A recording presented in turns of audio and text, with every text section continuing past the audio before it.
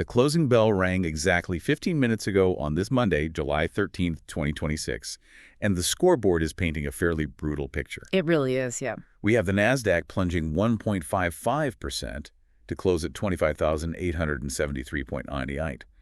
The S&P 500 dropped 0.79%, finishing at 7,515.34. And the Dow Jones, well, it managed to escape the absolute worst of the carnage, slipping just 0.26% to a closing print of 52,498.64.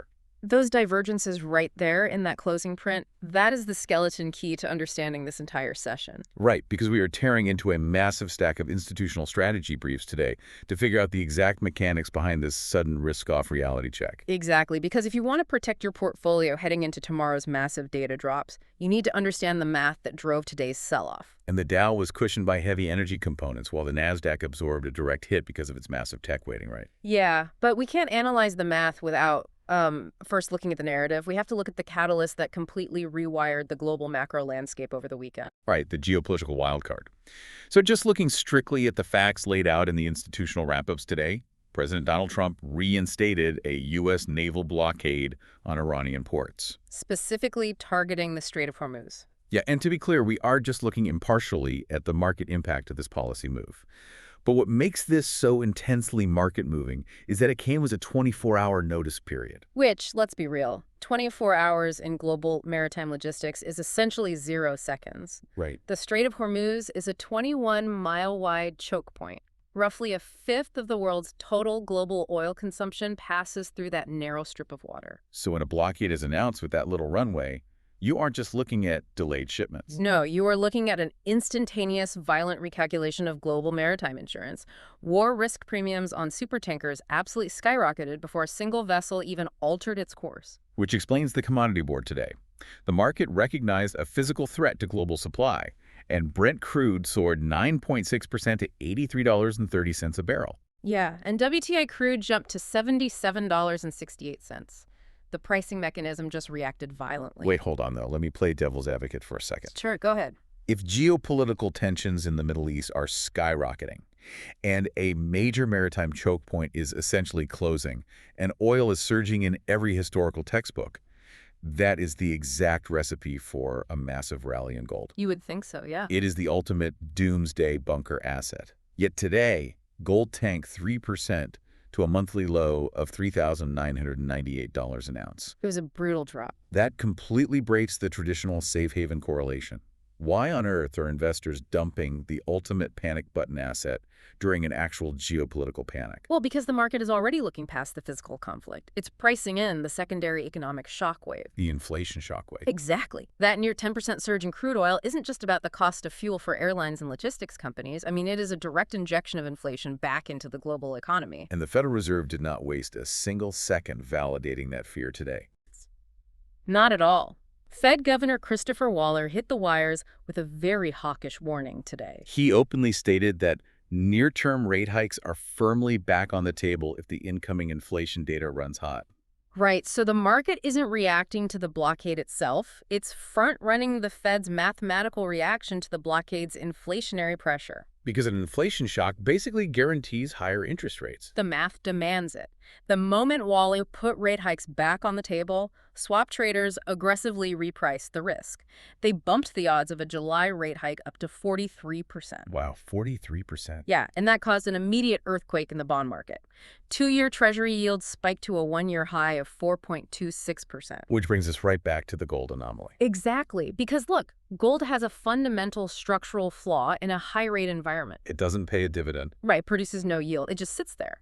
When you suddenly have the 2-year Treasury offering a risk-free guaranteed yield of 4.26%, the opportunity cost of holding gold becomes entirely too high for institutional capital. Plus, the U.S. dollar is strengthening globally because of those rate hike expectations. Yeah, so they dump the yieldless bullion and park their cash in short-term government debt, where they're actually paid to wait out the storm. That makes the mechanics so much clearer. The primary risk being priced in isn't just the conflict in the Strait. The real risk is the skyrocketing cost of capital. Precisely. And that realization that inflation and high yields might stick around is what caused this massive capital reallocation today. The market aggressively split into heavy losers and extreme winners. So let's look at the losers first, because the absolute epicenter of today's tech wreck was SK Hynix. The global memory chip leader, they officially transitioned to their permanent NASDAQ ticker today, SKHY, and also SKHYV for their ADRs. Let's pause right there. For anyone managing a portfolio who doesn't trade international equities every single day, what exactly is an ADR? Right. An ADR is an American Depositary Receipt. It is essentially a certificate issued by a U.S. bank that represents shares in a foreign stock. So it allows American investors to buy and sell shares of international companies directly on U.S. exchanges. Exactly, in U.S. dollars, without dealing with currency conversions or foreign brokerage accounts. But because the underlying stock is actually trading in Seoul, any massive move overnight in the Asian session dictates exactly what the ADR will do when the sun comes up in New York. And what happened in Seoul overnight was an absolute bloodbath. SK Hynix plunged over 15%. Which triggered a massive 9.3% gap down in the U.S. ADRs as soon as the opening bell rang here. But why them specifically? I mean, why target a memory chip manufacturer on a day when oil is spiking? Because SK Hynix isn't just any memory company. They are the backbone of the high bandwidth memory, or HBM, supply chain. You literally cannot build a modern AI data center without their chips. Right. And that 15% drop in Seoul was the steepest daily decline on record for the company. It wasn't driven by geopolitical news. It was driven by cooling AI optimism and heavy institutional profit-taking. So institutions looked at the rising cost of capital and decided to just liquidate their highest flying tech winners. Yeah, and because the semiconductor supply chain is so deeply interconnected, that singular drag instantly infected the entire U.S. chip sector. The collateral damage was undeniably severe. I mean, Western Digital had a massive key reversal, closing down almost 7%. Intel lost nearly 7%. Micron slid 4.9%. The entire late-stage tech recovery we saw last week was just vaporized in a single session. But this is where the plot thickens. While tech was getting taken to the woodshed, other sectors were catching massive bids. The energy sector, tracked by the XLE ETF, surged 3.01%. Utilities climbed 0.68%, and financials gained 0.65%. Which is the most telling data point of the day regarding the structural health of the broader market, isn't it? Oh, absolutely. If you look at the NYSE Advanced Decline line, which measures how many individual stocks are going up versus how many are going down, it has hit multiple new highs throughout 2026. So despite the heavy point drops in the major indices, this was not a total market liquidation. No, this was a highly calculated rotation. It's not a fire sale where everything must go. It's more like a massive hedge fund manager actively selling off their collection of hyper-volatile startup equity to go buy a portfolio of cash-flowing commercial real estate. That is the perfect way to contextualize it. They aren't leaving the market. They're just aggressively moving their money into entirely different asset classes that can survive a high inflation environment.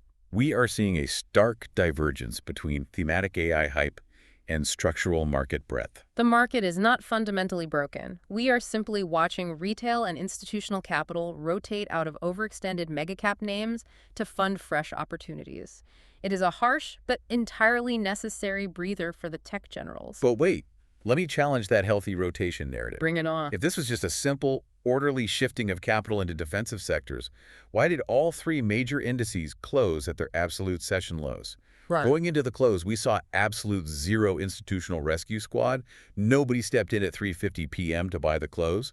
They faded the morning open and just let the indices bleed out for 6 straight hours. Yeah, they really did. If the foundation is so strong, where were the buyers? To answer that, we have to look completely under the hood at market internals. Specifically, we need to talk about volume confirmation, or rather, the complete lack of it. Right. The damage today was done on incredibly thin volume. The New York Stock Exchange finished 15% below its 30-day average volume, and the NASDAQ was a staggering 33% below its one-month average. 33% below average. That means a third of the normal trading capital in the tech-heavy index just refused to participate today. Exactly. So this entire sell-off was essentially executed by a skeleton crew. The sellers didn't necessarily overpower a wall of buyers. The buyers simply refused to show up. It was a state of pre-catalyst paralysis. Institutional capital went on strike. This wasn't a high-conviction, panic-driven institutional dump, you know. It was a low-liquidity summer drift. And when there are no bids in the order book, Algorithmic selling can push prices down with almost zero resistance. And I think that low liquidity setup is masking something far more dangerous. The standard SIBO volatility index, the VIX, surged about 11% today, but it closed at 16.72. Which, on the surface, a VIX at 16 is deceptively calm. It doesn't scream panic. But the strategy briefs point to a totally different metric, the VIX EQ, which measures single stock volatility. That index is screaming at 50 today. It hasn't been that high since the April 2025 tariff shock. The April 2025 shock is a great historical parallel here. Back then, broad index-level hedges didn't trigger immediately, but individual equities were swinging violently as supply chains were repriced. And we are seeing the exact same dynamic today. Index-level hedging, the standard VIX, is staying relatively compressed because the sector rotation is balancing the math out. Right. Energy goes up 3%, tech goes down 2%, and the broad S&P 500 index stays somewhat tethered. But underneath that index level, individual equities are experiencing violent, extreme turbulence. I read an analogy in one of the notes that captures this perfectly. If the VIX is sitting at 16 but single stock volatility is at 50, it is like standing on the shore looking at a lake that seems perfectly glassy and calm on the surface. While a massive, violent whirlpool is spinning just 10 feet underwater. Exactly. And that whirlpool is entirely constructed by options market mechanics, which raises the most critical issue for anyone holding positions into tomorrow, the gamma regime. Yes, the institutional briefs are really pounding the table on this. The S&P 500 closed at 7,515.34, and the critical gamma flip level is sitting just above that at 7,534. Because we closed below that line, the market officially transitioned into a negative gamma regime today. It did. So break this down for someone who doesn't stare at options chains all day. Why does this single arbitrary number dictate the entire market's physics right now? It all comes down to how options dealers, the massive market makers who provide liquidity, manage their own risk.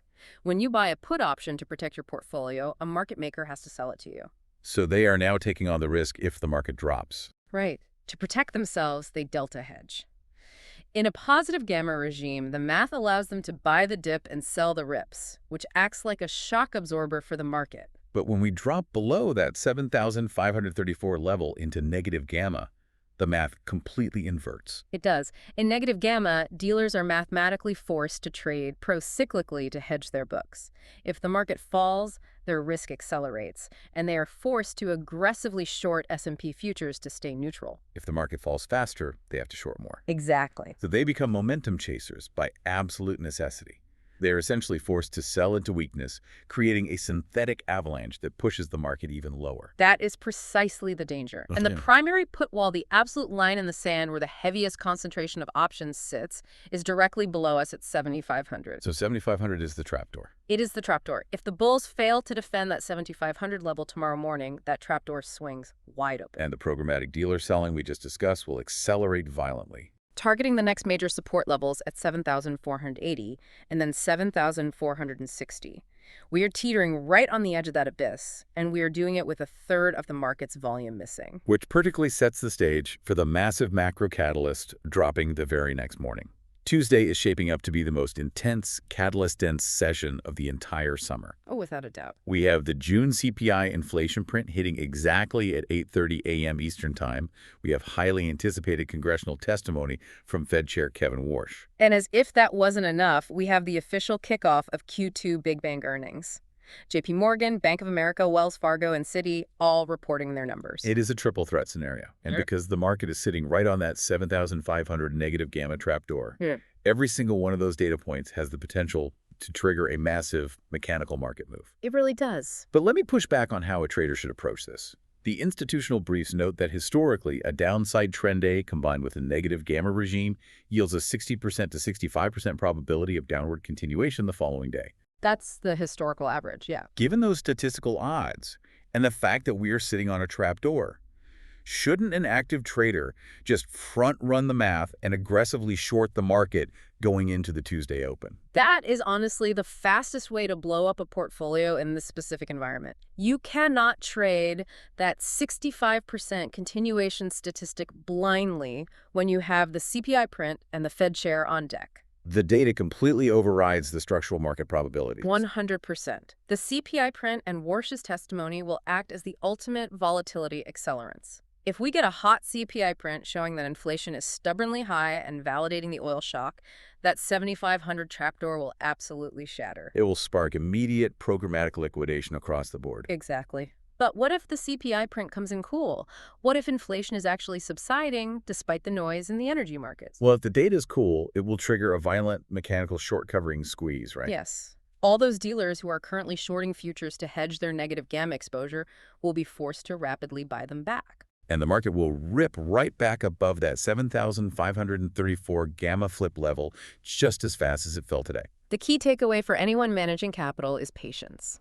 Keep your hands in your pockets until 8:30 a.m. Eastern. Let the actual inflation data act as judge, jury, and executioner before you commit heavy capital to either direction. But for those who do have the patience to wait, the strategy briefs highlight two highly specific setups. So what is the actual day two play here once the trend establishes itself? The first is returning to the scene of the crime, SK Hynix, the SKHY ticker. Right. The critical level to watch here is the $149 IPO reference price.